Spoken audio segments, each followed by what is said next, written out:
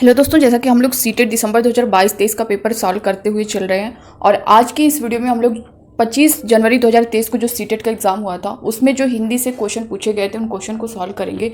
और इससे पहले की वीडियो अगर आप लोगों ने नहीं देखी तो उसको जरूर देखिएगा दोस्तों, क्योंकि 28 दिसंबर से 24 जनवरी 2023 तक हम लोग जो है सारा पेपर सभी शिफ्टों का सॉल्व कर चुके हैं। तो आप लोग उन सारी वीडियो को ज़रूर देखिएगा। प्लेलिस्ट में जो है सीरियल वाइज सारा वीडियो आपको मिल जाएगा। तो दोस्तों, नए हो चैनल पर सब्सक्राइब कर लीजिएगा, बेल आइकन को प्रेस कर लीजिएगा ताकि सीटेट से रिलेटेड हर अपडेट, हर जानकारी और क्लास जो है आपको टाइम पर मिलती रहे। स्टार्ट करते हैं। आज का पहला क्वेश्चन आप लोग जो है स्क्रीन पर देख पा रहे होंगे। निम्नलिखित में से भाषा के बारे में कौन सा सही है? इसमें पूछा गया है कि भाषा के बारे में कौन सा सही है, वो आपको बताना है।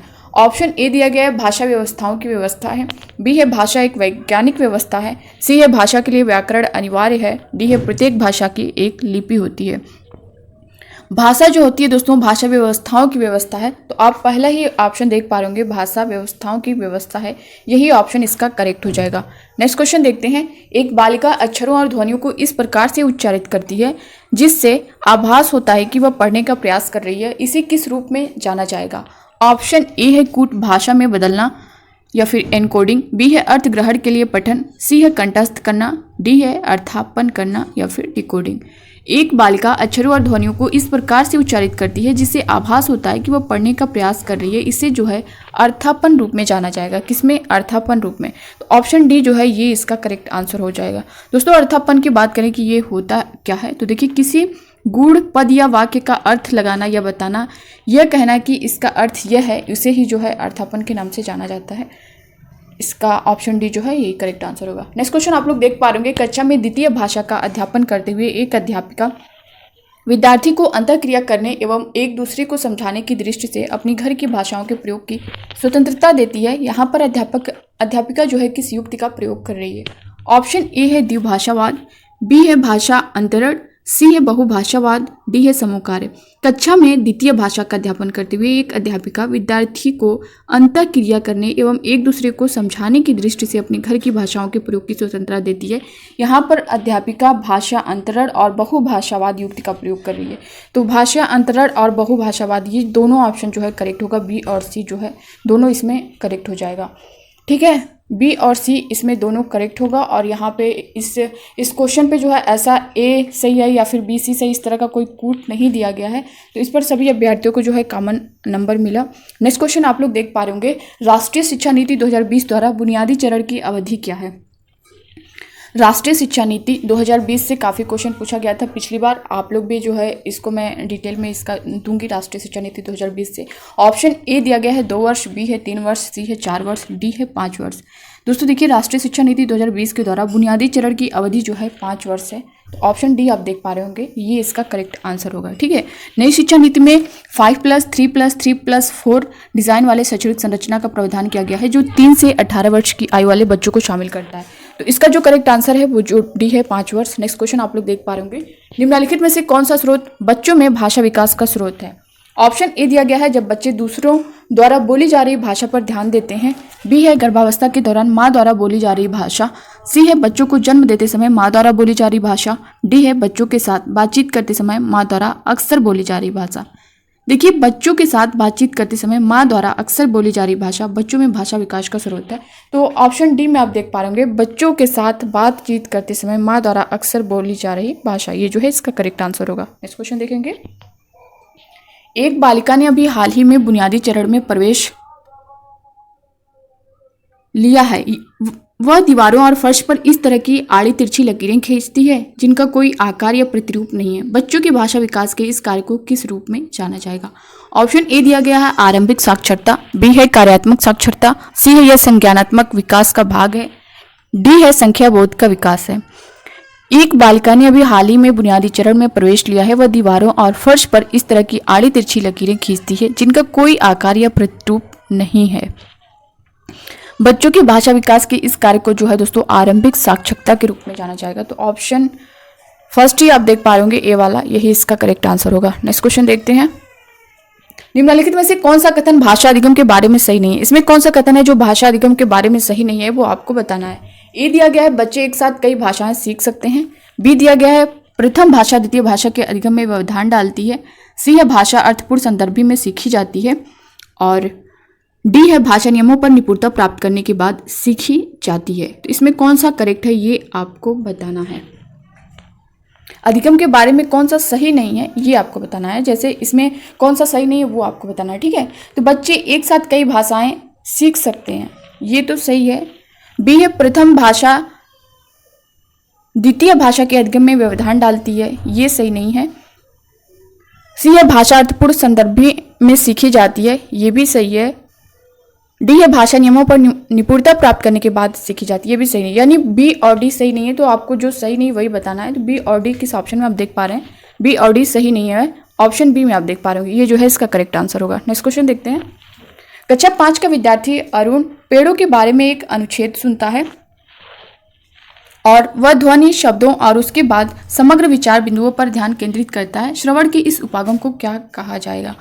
ऑप्शन ए है टॉप डाउन मॉडल, बी है मिश्रित मॉडल, सी है गुणात्मक उपागम, डी है बॉटम अप उपागम। कक्षा 5 का विद्यार्थी अरुण पेड़ों के बारे में एक अनुच्छेद सुनता है और वह ध्वनि शब्दों और उसके बाद समग्र विचार बिंदुओं पर ध्यान केंद्रित करता है। श्रवण के इस उपागम को जो है बॉटम अप कहा जाएगा। ऑप्शन डी आप देख पा रहे हैं, ये जो है इसका करेक्ट आंसर होगा। दोस्तों बॉटम अप उपागम की अगर हम लोग बात करें यहाँ पे, तो ये होता क्या है, ये एक ऐसी प्रक्रिया है कि जो एक हिस्से से दूसरे हिस्से तक जाती है और ये ध्वनियों से शब्दों, वाक्यांशों, खंडों और अन्य व्याकरणिक तत्वों तक जाने वाले पाठ की व्याख्या करने पर केंद्रित है। कौन, बॉटम अप उपागम। तो इसके बारे में आपको डिटेल पता हो गया होगा। नेक्स्ट क्वेश्चन आप लोग देखते हैं।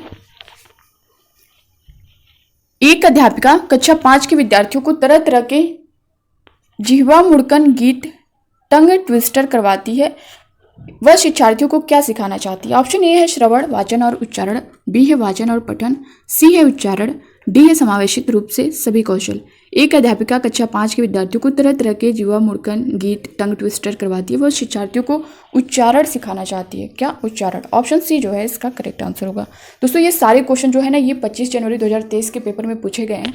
तो आप सारे क्वेश्चन को, जैसा कि मैं बताई हूँ कि सीटेट के लिए प्रीवियस ईयर क्वेश्चन बहुत इंपॉर्टेंट है। जैसा कि 24 शिफ्टों में जो एग्जाम हुआ है पिछला दिसंबर 2022-23 का, अगर 24 शिफ्टों का सारा पेपर आप लोग सॉल्व कर लेंगे तो आपके लिए बहुत ही फायदा होगा। क्योंकि अब आपका ऑनलाइन मोड भी नहीं है, क्योंकि ऑनलाइन में ऐसा होता था कि कुछ शिफ्टों के पेपर टफ आ जाते थे, कुछ के इजी रहते थे, किसी शिफ्ट में इजी रहता था, किसी शिफ्ट में वालों का टफ हो जाता था। तो अब सबका जो है सभी अभ्यर्थियों का एक ही पेपर आएगा, जो भी टफ हो इजी हो सबको सेम ही करना है। तो ये आप सबके लिए बहुत अच्छा है और इसमें आपके लिए एक बहुत बेहतर मौका है अच्छा खासा स्कोर करने का।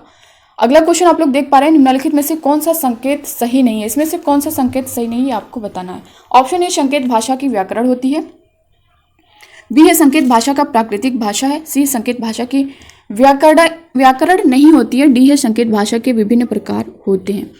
संकेत भाषा की व्याकरण नहीं होती है, यही जो है इसका सही नहीं है। संकेत भाषा की व्याकरण होती है, सही है। संकेत भाषा प्राकृतिक भाषा, ये भी सही है। संकेत भाषा के विभिन्न प्रकार होते हैं, ये भी सही है। तो इसमें आपको जो सही नहीं है वो बताना है, तो सी वाला जो नहीं सही है और यही जो है इसका करेक्ट आंसर होगा। नेक्स्ट क्वेश्चन देखेंगे। एक अध्यापिका अपनी कक्षा में 2-2 के जोड़ों में काम करवा रही है। वह 8 वाक्यों के एक अनुच्छेद से एक वाक्य एक विद्यार्थी दूसरा विद्यार्थी इस तरह से बारी बारी से पढ़वाती है। विद्यार्थियों को अपने जोड़ीदार से सुने गए वाक्य लिखने हैं। वे अनुच्छेद पूरा लिखकर एक दूसरे से को दिखाते हैं कि उन्होंने सही लिखा या नहीं। भाषा अधिगम की इस गतिविधि को किस रूप में जाना जाएगा। ऑप्शन ए दिया है पारस्परिक श्रुतलेख, बी है अनुच्छेद श्रुतलेख, सी है श्रवण कार्य, डी है लेखन कार्य। दोस्तों देखिए, एक अध्यापिका अपनी कक्षा में 2-2 के जोड़ों में काम करवा रही है। वह 8 वाक्यों के एक अनुच्छेद से एक वाक्य एक विद्यार्थी दूसरा वाक्य दूसरे विद्यार्थी इस तरह से बारी बारी से पढ़वाती है। विद्यार्थियों को अपने जोड़ीदार से सुने गए वाक्य लिखने हैं। वे अनुच्छेद पूरा लिखकर एक दूसरे को दिखाते हैं कि उन्होंने सही लिखा है या नहीं। भाषा अधिगम की इस गतिविधि को किस रूप में जाना जाएगा। तो इसे दोस्तों जो है पारस्परिक श्रुतलेख के रूप में जाना जाएगा। ऑप्शन ए जो है इसका करेक्ट आंसर होगा। नेक्स्ट क्वेश्चन देखेंगे। एक भारत श्रेष्ठ भारत क्या है। ऑप्शन ए दिया गया है विद्यार्थियों में भारतीय भाषाओं और संस्कृति को समुन्नत करने का भारत सरकार का फ्लैगशिप कार्यक्रम, बी है पर्यटन और सांस्कृतिक अन्वेषण को समुन्नत करने की भारत सरकार की रेल योजना, सी है विद्यालय में सभी विद्यार्थियों में एकता को समुन्नत का कार्यक्रम करने, और डी है विद्यालय शिक्षा द्वारा भारत की प्राकृतिक संस्कृति परंपरा और इतिहास का अन्वेषण। एक भारत श्रेष्ठ भारत क्या है? तो ये विद्यार्थियों में भारतीय भाषाओं और संस्कृति को समुन्नत करने का भारत सरकार का फ्लैगशिप कार्यक्रम है। ऑप्शन ए जो है इसका करेक्ट आंसर होगा। नेक्स्ट क्वेश्चन, और दोस्तों ये नया क्वेश्चन था इस टॉपिक से। अगला क्वेश्चन आप लोग देख पा रहे होंगे, एक अध्यापिका अपने विद्यार्थियों के कक्षा और कक्षा के बाहर किए गए अधिगम के उदाहरण संग्रहित करके समग्र आकलन हेतु उनका प्रयोग करती है। आकलन की इन प्रक्रियाओं को किस रूप में जाना जाएगा? ऑप्शन ए है संकल्पनात्मक आकलन, बी है रचनात्मक आकलन, सी है पोर्टफोलियो आकलन, डी है सतत आकलन। एक अध्यापिका अपने विद्यार्थियों की कक्षा और कक्षा के बाहर किए गए अधिगम के उदाहरण संग्रहित करके समग्र आकलन हेतु उनका प्रयोग करती है। आकलन की इन प्रक्रियाओं को किस रूप में जाना जाएगा? तो इसे जो है पोर्टफोलियो आकलन के रूप में जाना जाएगा। पोर्टफोलियो से एक क्वेश्चन आपका बनना ही बनना है और बहुत इंपॉर्टेंट है ये टॉपिक। यहाँ से एक प्रश्न आपका आना ही आना है, चाहे ईवीएस हो चाहे ये आपका हिंदी हो। ठीक है, भारतीय संविधान में हिंदी भाषा की क्या स्थिति है? भारतीय संविधान में हिंदी भाषा की क्या स्थिति है आपको बताना। ऑप्शन ए कार्यालय भाषा, बी है सहकार्यालय भाषा, सी है जुड़ाव या लिंक भाषा, डी है राष्ट्रीय भाषा। भारतीय संविधान में हिंदी भाषा की क्या स्थिति है? तो दोस्तों ये कार्यालयीय भाषा है। ऑप्शन ए जो है इसका करेक्ट आंसर होगा। संविधान के अनुच्छेद 343 के अंतर्गत संघ की राजभाषा के संबंध में प्रावधान किया गया है। ठीक है, अगला क्वेश्चन आप लोग देख पा रहे, एक बालिका जब विद्यालय में प्रवेश लेती है उसके पास अपनी मातृभाषा है, साथ ही समाज में बोली जाने वाली भाषा है जो उसकी मातृभाषा से भिन्न है।